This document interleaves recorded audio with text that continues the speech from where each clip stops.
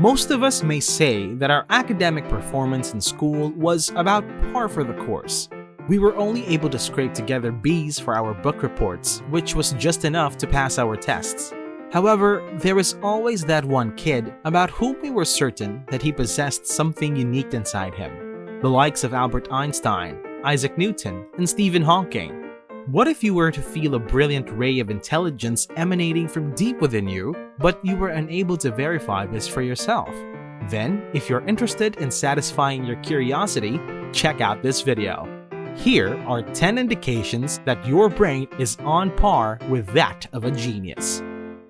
First is you started reading at a young age.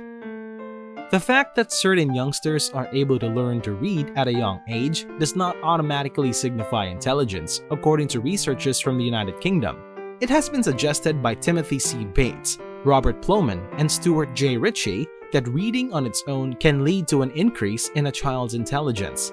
It's easy to see that if you learn your ABCs sooner rather than later, you will be able to read more books and will have more opportunities available to you. This is primarily relevant for readers who have a wide range of reading experience and are not loyal to a particular author or literary category. A study conducted in the United Kingdom in 2012 on approximately 2,000 sets of twins indicated that the twin who began reading at an earlier age tended to perform better on cognitive ability tests than their sibling who began reading later in life. Second is you have a wonderful sense of humor. Anyone who has the ability to make other people laugh is adored by everyone. Because of this, you develop into a more likable, appealing, and interesting person. But were you aware that wit and intelligence are not mutually exclusive? You should know that getting people to laugh on a constant basis is not an easy task. How could someone produce a witty joke with such ease if they had the intelligence to do what they needed to do in the first place? Researchers have found that those with higher IQs are more likely to like comedies, particularly those with a darker sense of humor. In addition, they have exceptional verbal and nonverbal communication talents, which include the capacity to solve problems, explain themselves, and a variety of other skills. Thirdly, you have amazing self-control. The majority of people need years of work before they can build their self-control, while those who are highly brilliant seem to have it instinctively. They are able to rein in their irrational outbursts, regulate their feelings, and find a happy medium that allows them to be spontaneous while yet adhering to the rules. They are also able to live healthier lifestyles because of their capacity to exercise self-control, which enables them to develop routines and hobbies that motivate them. You don't just let it slide when you recognize something about yourself that needs to change. Instead, you find a permanent solution and you significantly alter your attitude or behavior because smart people are aware of when something needs to change in themselves. This is so typical of intelligent people. You don't let your vices slip under the radar when you recognize something about yourself that needs to change. Instead of just letting it slide, you find a permanent solution. Fourth, you have empathy. Being empathetic not only makes you a wonderful friend, but it's also been linked to a higher intelligence level. Nobody is born with the innate ability to respond in a way that is congruent with the feelings that other people are experiencing, which might range from elation to melancholy. People who have IQs that are lower than average sometimes have difficulty recognizing or expressing empathy for the feelings of others. Empathy can be defined as the ability to put oneself in the shoes of another person and accurately interpret their mental state by picking up on verbal and nonverbal cues communicated by the other person. Fifth, you stay up late. One study found that the more intelligent a person is, the more likely they were to remain up late. In a study that was presented in the peer-reviewed journal Personality and Individual Difference, researchers interrogated tens of thousands of young adults regarding the sleep patterns they maintained as children as well as their IQ levels at that age.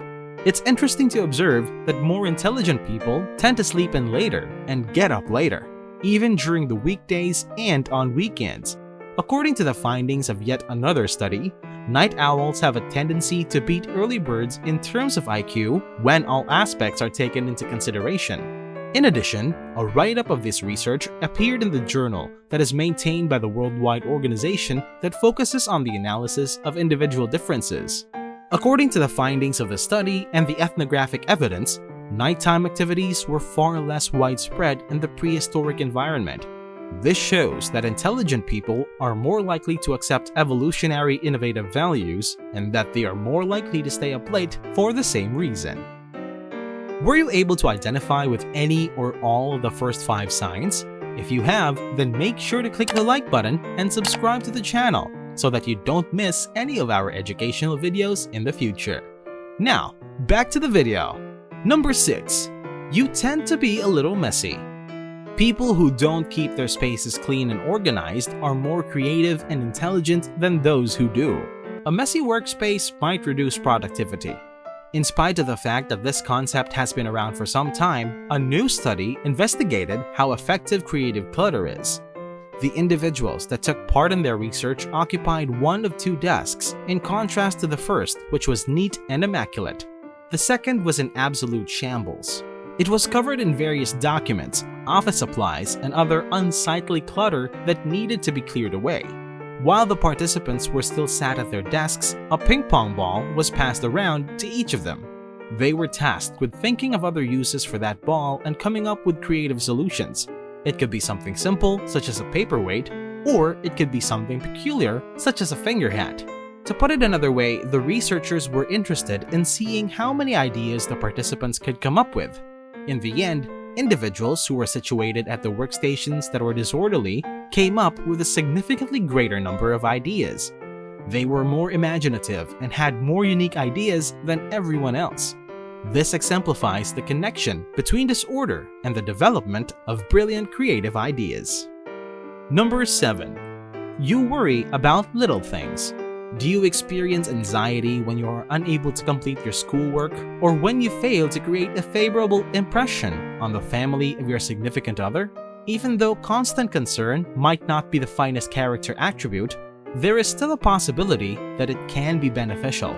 A study on how frequently undergraduates experience worry found that individuals who experience worry more frequently than others were verbally bright, according to Dr. Edward Selby, a psychologist who writes for Psychology Today.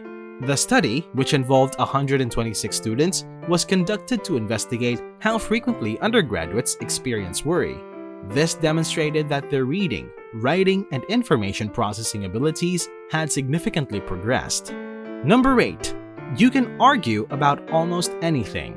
You are able to argue about anything if you have an intelligence on the level of a genius.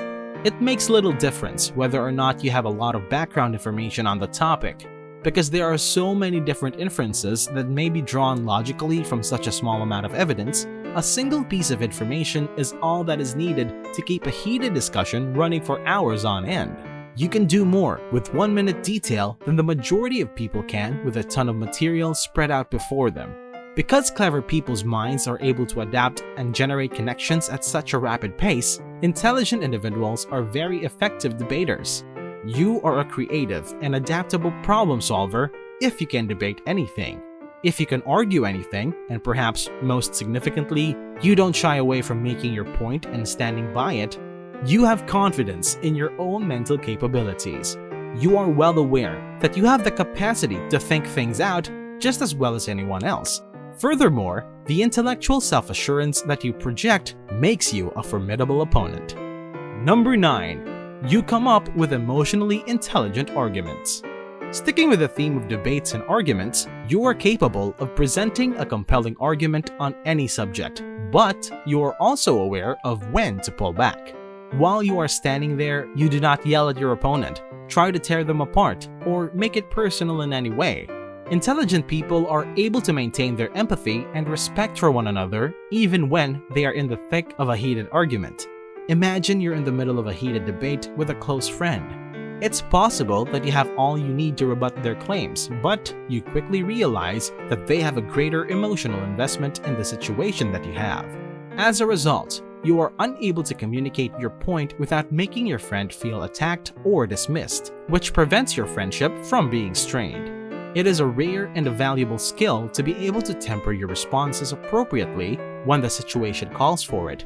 Hence, if you accomplish this frequently, it suggests that your intelligence is on par with that of a genius. And finally, you use curse words. Even while it might not be the best idea to cuss in front of your mother or in the middle of a class, cussing isn't as terrible as it seems to be.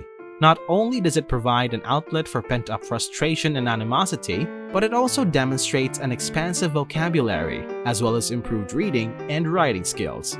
Timothy J. at Massachusetts College of Liberal Arts conducted a study in 2015 that indicated people who could think of the most words beginning with a specific letter were also the people who could name the most swear terms in less than a minute.